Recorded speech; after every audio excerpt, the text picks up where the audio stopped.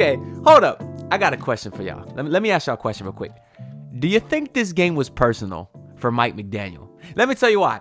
Last year, the Denver Broncos hired Nathaniel Hackett to be the head coach. They didn't even interview Mike McDaniel when he grew up being a ball boy for the team. That picture was going viral, which was hilarious. McDaniel looked like a badass kid back then, so I thought it was funny. And then you also got Sean Payton, I think it was just last year, said at some point Tua Tagovailoa would be benched. And you know what? Technically, he was right. I mean, 70 points. Is that a lot? Can someone tell me, is 70 points a lot in the National Football League? I think yes. Now, of course, we all know the record, I think, is 73 points. They were mixing it up on the broadcast. Some people said 72. Some people said 73. Either way, the Dolphins had 70, the most in their entire franchise. But they had a chance to kick the field goal at the end to either tie or break the record. Most Dolphin fans were mad that McDaniel didn't go for it, but I love it. Let me tell you why. Although I do believe this game was personal for Mike McDaniel, he decided to be the bigger person, and he took the classy route, and I absolutely love that about him. Not to mention that the Dolphins are already up to here with the bad karma and the curses of the Takesta or whatever burial ground the stadium is on. Y'all know about all the curses in Dolphins history. The last thing they need is some more bad karma. So I'm glad McDaniel just left it as it is and said 70 points is good enough. I know a lot of fans were at the game booing because they wanted to witness history. And Tyreek looked at the fans and said, "What more can we do for you?"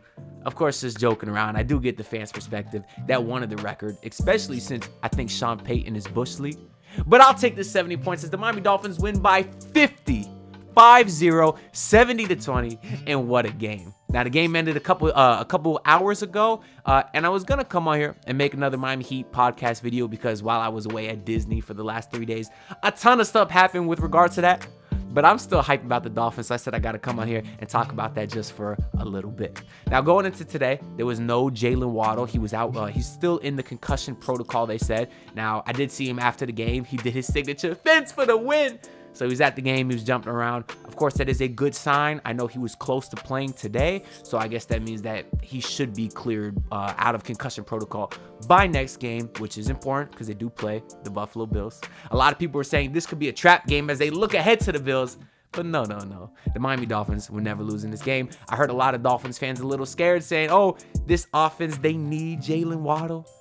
I thought that was stupid just from the jump. I'll put that out there. And sure enough, that was. So any Dolphins fans that were thinking that, I'm sure are convinced otherwise now.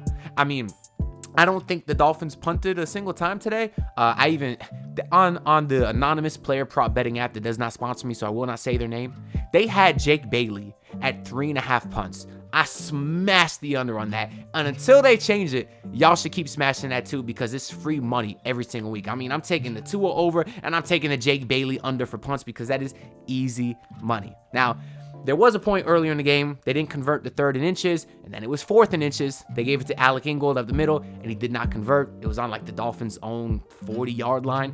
A lot of Dolphins fans thought that was stupid. Now, I absolutely loved it. Of course, you wish you would have got a little bit of a better play, maybe do the little tush push, a quarterback sneak to get a couple inches. I know that's not necessarily smart because you got Tua Tagovailoa and you don't want him taking any hits, but what's the worst hit you could possibly take on a quarterback sneak?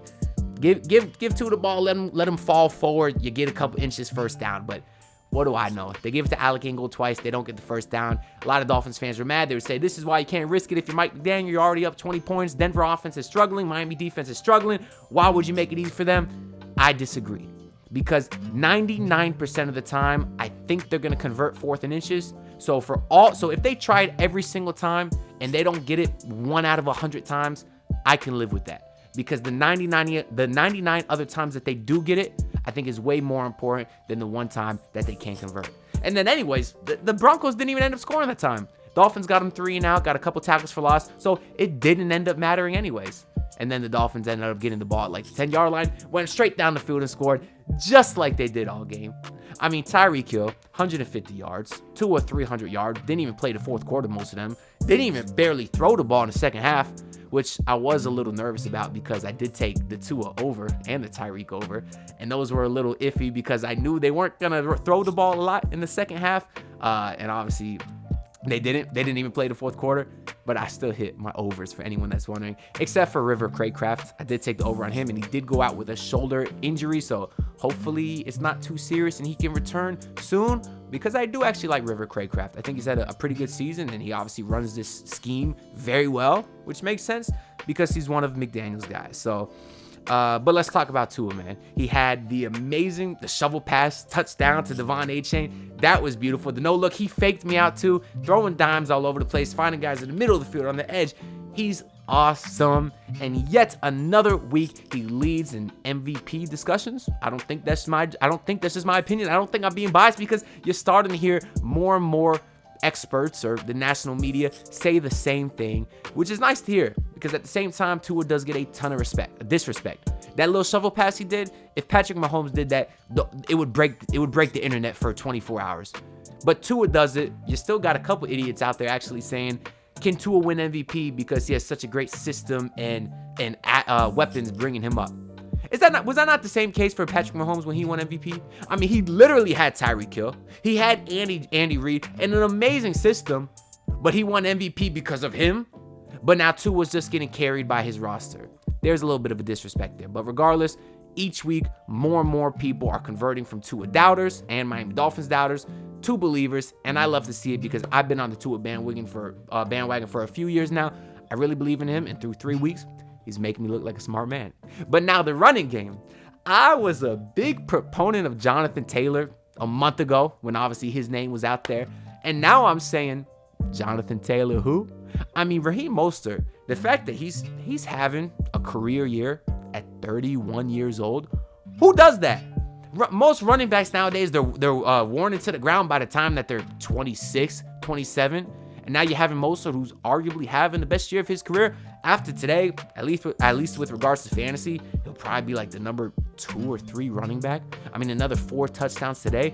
My God, he is still fast, even at the age of 31, which in obviously running back terms is a bit on the older side. And then today, you had Achane, who I do like, by the way. He obviously was missing today's game, so we knew Achane was hopefully going to get some run. We didn't know for sure, because going into today, I was hoping to see some Eric Ezekama. He was inactive. I was hoping to maybe see some Cam Smith for the sorry-ass Eli Apple, who even Vic Fangio called out last game. But unfortunately, Ezekama and Cam Smith were inactives, so hopefully they weren't bust. But a guy who is definitely not a bust is Achane, who had 200 yards today, another 4 touchdowns, all of it on my fantasy bench, by the way. Bad move by me, because he had 56 points in my league, but he looks awesome. I mean, we heard the guy is fast, but a lot of that was in preseason and training camp and practice, and now that you saw it in a real game, albeit against the Denver Broncos, who seem to be maybe the worst team in the NFL. Is that a stretch? Am I being too recency biased? I don't know. I know the first 2 games they lost were pretty close, but at the same time, they looked embarrassing today. But I hope that's more so because the Dolphins are such a great team, and obviously we'll find out next week where they do take on the Buffalo Bills. Now, hopefully by next week, I guess Armstead should still be playing. He played today, which you could see a difference in the offensive line by the running game alone, and obviously Tua barely getting pressured at all. So you should have Armstead back again next week. You should have Jaylen Waddle, hopefully. Now, Jalen Phillips did leave this game with a shoulder injury or something like that. He was questionable to return. He did not return, but why would he? The game was a blowout. So hopefully you have Jalen Phillips next week. And then I guess everybody else should play. And also the Buffalo Bills took care of business today. I forgot what the score was last time I checked, but I know they were like up by like 30 points. So they're coming off another amazing game as well. Because one thing that kind of scares me is once you have a game like this scoring 70 points, a lot of times you kind of can have a letdown the following week just because of the law of averages. It kind of balances itself out.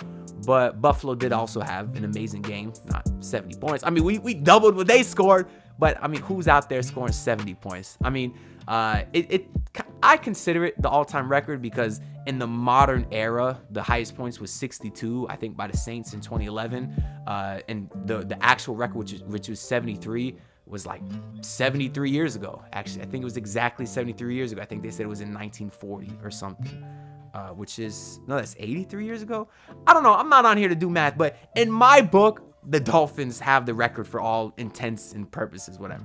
But next week will be fun. Next week is the first true test for the Miami Dolphins. And if they can take down the Buffalo Bills, things are starting to get good. Obviously, I feel great now, but because of all the heartbreak the Dolphins had gave me in the past and all these strong starts, especially kind of like they had last year, we've seen this Dolphins team within the last few years go on 8-game winning streaks, 8-game losing streaks, 7-game winning streaks, 6-game losing streak. Let's hope that this time it's sustainable. And if they take down the Bills next week, our biggest rival at the moment, that will mean a lot to me. But that's all I got to say for this video. If you're a Dolphins fan and you enjoyed the dub today, go ahead and hit a like. So I'll be coming to you with Dolphins content all season. And I will have a Miami Heat video dropping tomorrow on all the Dame Saga stuff. So if you're interested in that, feel free to subscribe and check that out. But I'll see y'all next time. Look, pull up in your city, tryna get that dead face. Do it on my own, I don't need no dead weight. Had to kill him off, yeah, I need a head space. You know this homegrown bitch, don't offend me.